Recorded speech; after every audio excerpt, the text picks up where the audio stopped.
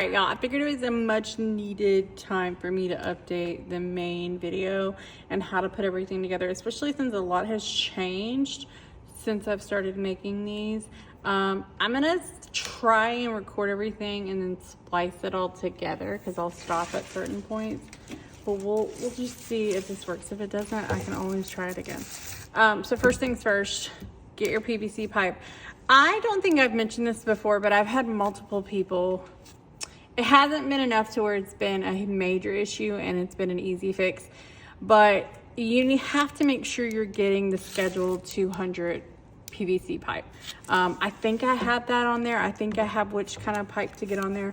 But if you don't, the inside like hole, the wall of it, and you should be able to see, but when you look in it, there's two different ones. They're both 3/4 of an inch, but when you look inside, the diameter of the PVC pipe is much thicker in there, leaving little to no room on the inside, and so the pom-poms won't fit. But if you get the right one, the pom-poms fit. So like that's the first thing. And so now I'm just gonna kind of show you how I go through it and assemble it. And I thought it would be fitting because I know on the original video I used one that has like an A and it's angled odd. So I thought I would show y'all too how I do these ones that have like, this is gonna be a P, so it has like an indentation right there. So I line up the edge over here with the end of the PVC pipe, and then I try to make sure it's centered. And the best way to do that is put all the lettering up, make sure it's centered over here and over here. And then I don't want PVC pipe showing too terribly much, but it also needs to come out and extend slightly so that like it can go around the P. So usually I do like right here, because then your pom-poms are gonna start right around here. So once your pom-poms are fluffed out and everything, you're not gonna see it. Now when they're rubber band and wrapped in a rubber band, you might see a little bit of the PVC pipe, but it's not a lot. So then you're gonna take your pipe cutter right there where you marked it and fully cut it. And then we're gonna take, I don't think I've ever showed this before, which I also realized too now, I need to add sandpaper to my materials list. Like every time I do something with this, I'm like, oh my gosh, it always grows. I like to finish off the rough edges. So this is like I think 80 grit. It's much more, it's gonna take off much more. That's why you can see there's a lot of like PVC on it. And that's a more like 220 fine.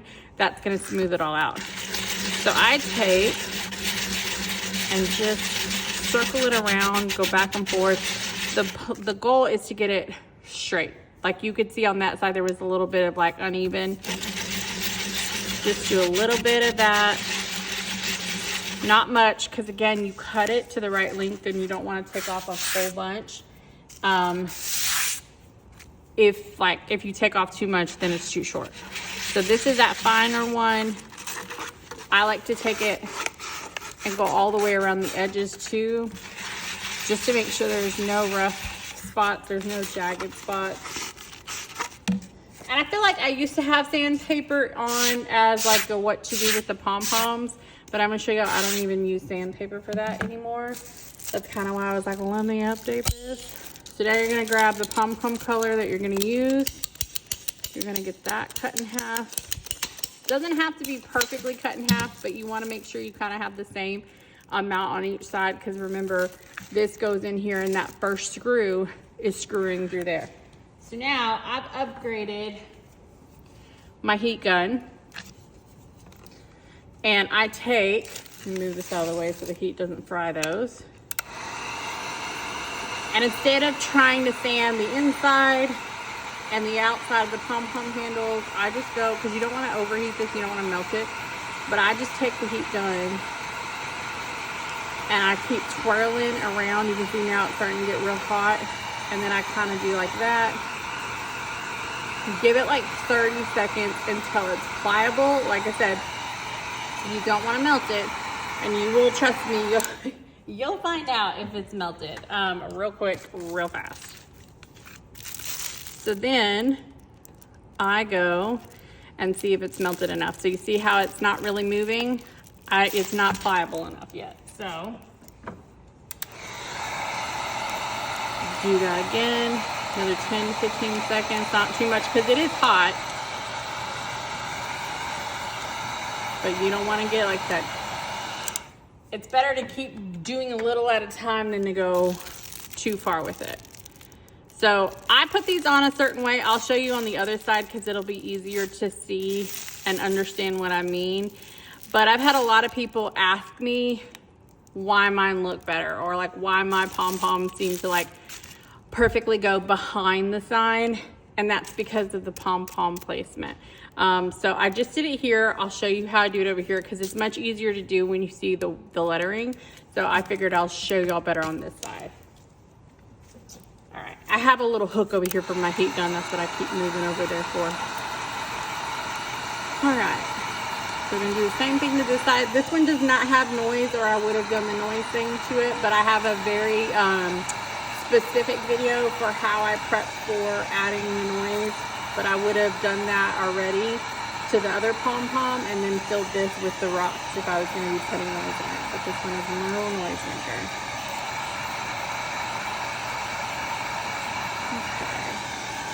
That should be good. I feel like once the heat gun gets heated up a little bit, it's ready. Okay, so now the special thing that I do, you see the zip ties? I want the zip ties on the sides, okay? So that's the first thing. I want the zip ties to go on the sides. If you put it like this, getting the pom-poms to lay flat and go behind the signs is almost a no. Like it just isn't gonna happen. Then I want the center, so the part that's gonna go up right behind my sign, I want that up. So I usually line up the center with the wording on the PVC pipe. I might have talked too much. Let me get heat just a little bit more. I should have done that first and then walked y'all through it, but I was like, I want them to see. Okay, so now you're gonna take your words, they're in the center, you're gonna put it on, and you want the words, so the center to be right in the middle of that pom-pom. So you should see a zip tie here, which is gonna be halfway, and a zip tie here, which is gonna be halfway. And then you look and make sure your zip ties are pretty much in the same direction. So there's a zip tie here and a zip tie here. So it's pretty much straight line. If this one's off a little bit, you can try to twist it. But for the most part, that's where we're at.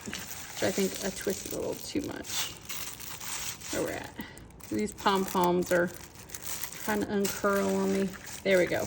So you want it when it's sitting up to have the zip ties both right here on the sides and on the sides, and have this be your middle of your sign, just like that. So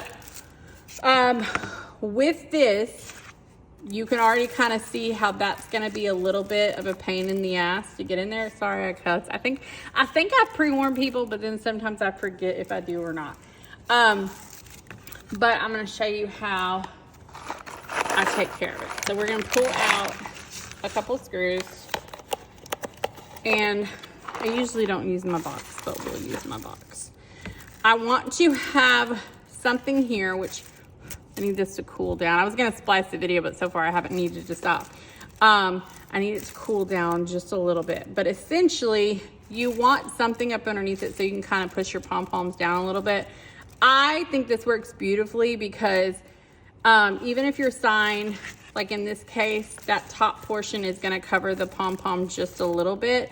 When you go to start to fluff it and pull, you can much easier pull the pom-poms back and around, you know, so like back and around and behind that.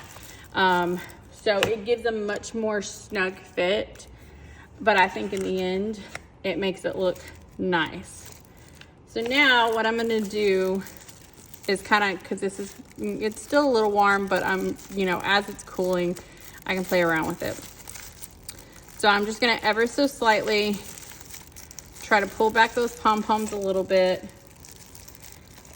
And then what I like about the wording and why I do it the way that I do it is I know that lettering, I have made my center point. So you can kind of see in there, there's the lettering. Now on cut pieces like this where there wasn't lettering on the other side, you kind of just have to guess. So I went in and marked. I can tell this is just slightly off, so I'm gonna fix my dot just a little bit. That to me, sorry you guys can't see that, looks dead on.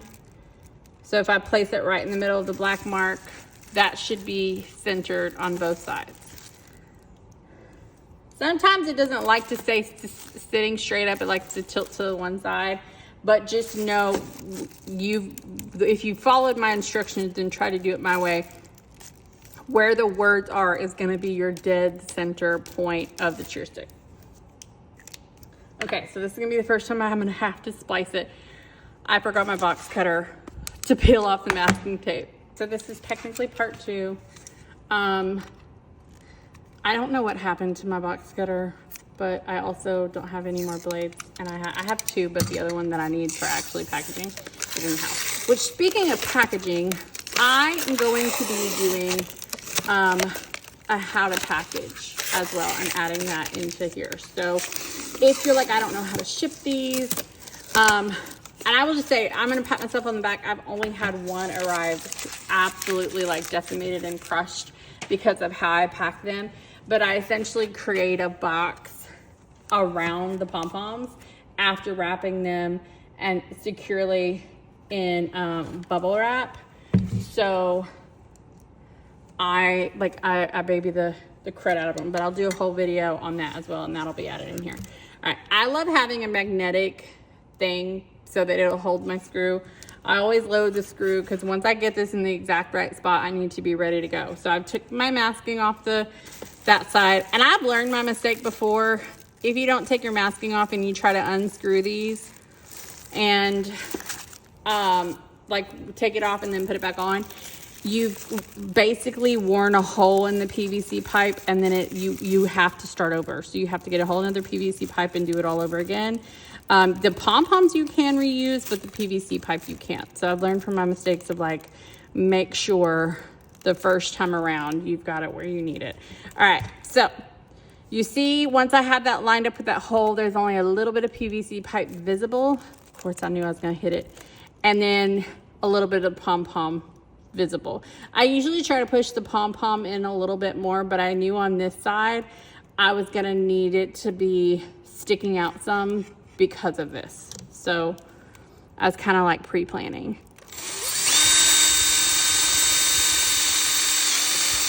Okay, we got that nice and snug in there. And then what I like to go through and do is hand tighten it up as well, just because you can never be too safe. So now you're gonna go on this side. I can still see my mark a little bit. I probably should have been more careful, but I know that that's my center point. And again, you can kind of see I didn't go as far in with my pom-poms as I would like, but that's not a big deal. Okay. And the reason I get those self-drilling screws is so that I don't have to work too hard to get them screwed in. Okay. Got that all tightened up.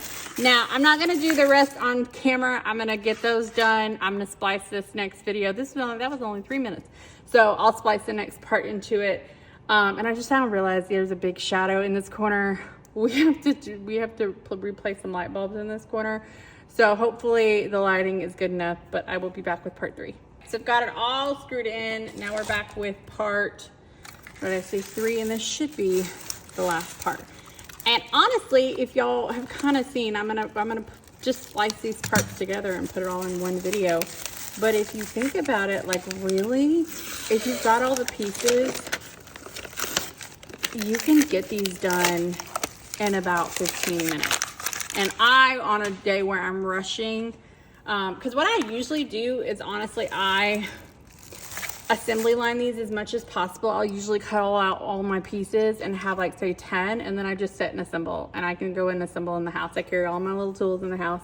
I told my husband I need to get one of those fancy orange toolboxes for all of my tools, but I carry all my tools in the house since we don't have AC out here still, and I just assemble all of them. So I've gotten it to where I can assemble them in about 8 minutes. Like on a good day, if I've got all the pieces cut already, I can have them done really fast.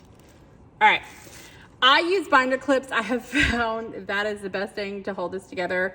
One of the reasons why I moved to this like 3 pieces of acrylic is, one, so that I could move the screws to the furthest outside edge as possible, which I think I explained this a little bit in the design part of it. That way, having the screws out here, I can make sure I'm always catching the pom-pom handle. I felt like with the other version where I didn't have a border color around it, I wasn't sure if I was catching the pom-pom handle or not.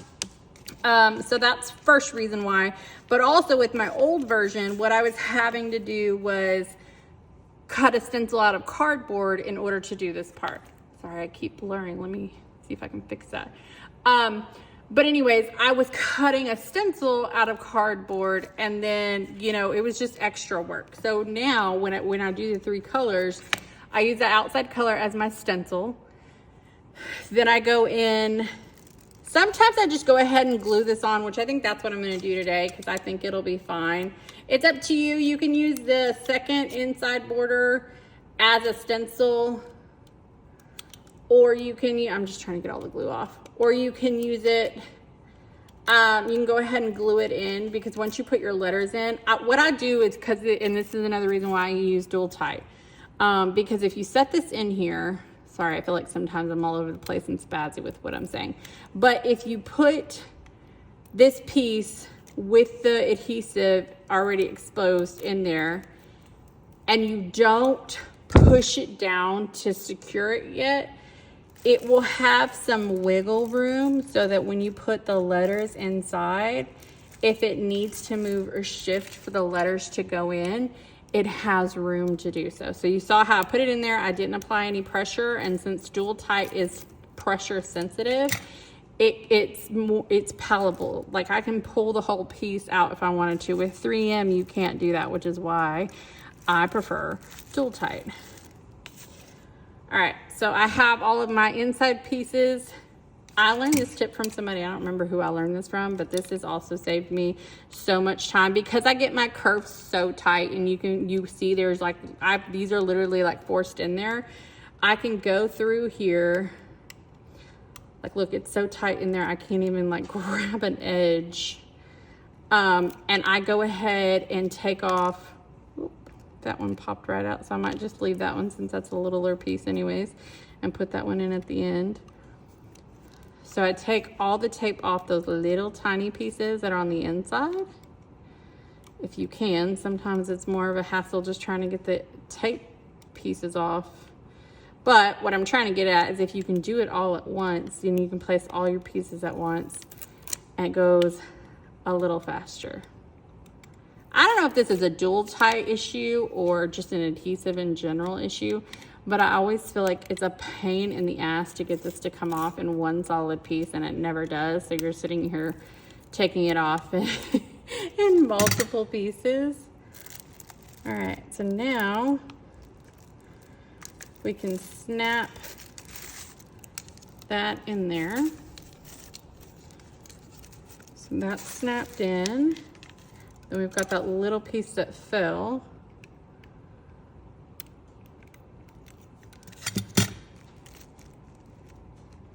Sometimes I feel like my nails don't work, but I left my tweezers in the house. Okay, there we go. So then I like to go through here and push all the pieces. Get them that first level of secured. Then I take that outside piece off. Get it peeled off. Usually the outside one comes in bigger chunks. Then we'll lay that right on there. Do the same thing with that we did with the other two. Make sure it is secured. I like to just go around, pressure sensitive with the whole thing. Now I do this, and I don't know how I'm gonna do this and try to do this video all in real time, but when I'm done, usually I I put weight on it. I might just put some foam on it and put weight on it later. Because I want to show y'all the handle portion of it, but I might just be able to clamp it down. But anyways, because this is pressure sensitive, yes, me tacking it down has helped, but I like to let some weight sit on it for a little bit. Usually I'll put like a scrap PVC here, and then put, I have like 5-pound dumbbells and stuff, and I just kind of set it there. The more pressure you can get on it right after you're done with it, the better off you'll be. Okay, so next thing is the handle.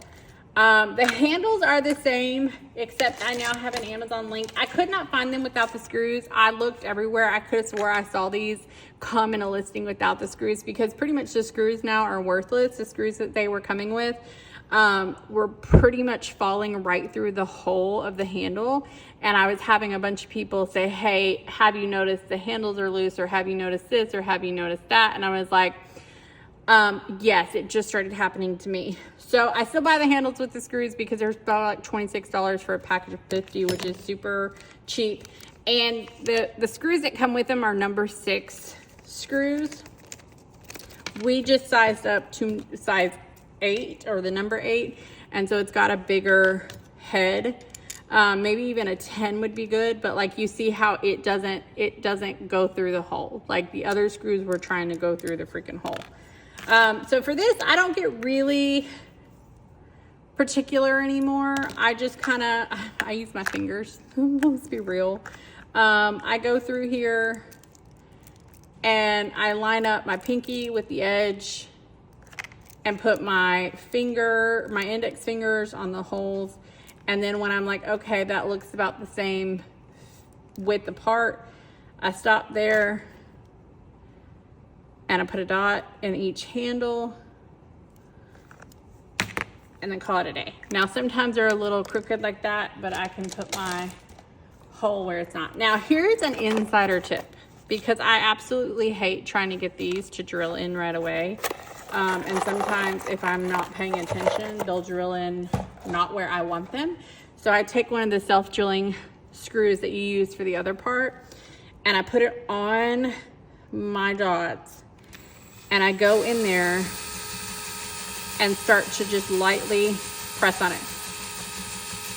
And you can see some of the PVC coming out, like you'll see some white on the end of the screw. See? And now there's a divot there.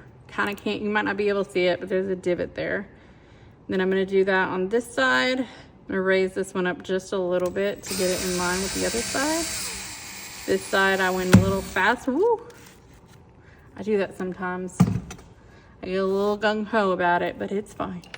So now I've got 2 divots right there. Then we're gonna take that. Don't go all the way in just yet. Leave a little bit of wiggle room. And then do the other side. Again, don't go all the way through. What I like to do is make sure the screws are in the right spot. I hold on to this side and I secure the rest. Then I hold on to this side and I secure the rest. And then just like I did on the other screws, I go in and hand tighten everything. Jeez, okay, well that one's really tight. And then you can see no more like loose handles. You can get a really good firm grip. And that's it. The last thing you really have to do here is just go in and start peeling off the masking tape. So this is a gold and maroon vibe. So she wanted just glitter. I feel like sometimes when people just say just glitter, I'm like, oh, where do I put the glitter? Do I do two glitters? So I think for like 1, my profit margin, and 2, to be a little bit more like transparent. Because sometimes when people are like glitter added and I only do 1 color of glitter, they're like, well, this one had 2. Why didn't you use 2? And so I go it's like this whole route. So I think what I'm gonna do is go in and add, I don't know why the masking did that, but add like what in the world?